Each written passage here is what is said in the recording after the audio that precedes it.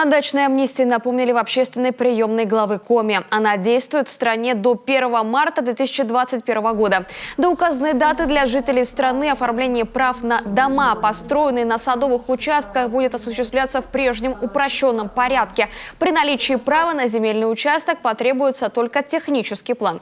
Все необходимые документы владелец может подать в органы регистрации прав самостоятельно. Представитель столичной прокуратуры пояснила моменты и со строительством на садово-земельных участках. С 4 августа 2018 года строительство жилых домов и непосредственно садовых домов на садовых земельных участках осуществляется, как мы знаем, в уведомительном порядке.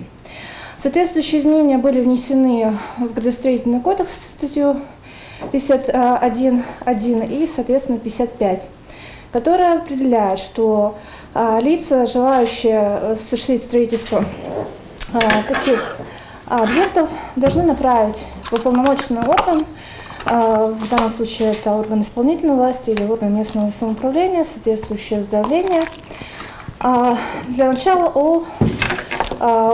уведомительного характера о планируемом строительстве. Специалисты органов местного самоуправления рассматривают документы в кратчайшие сроки за 7 дней. Принимают решение о согласовании строительства или об отказе. Об окончании возведения тоже необходимо уведомить.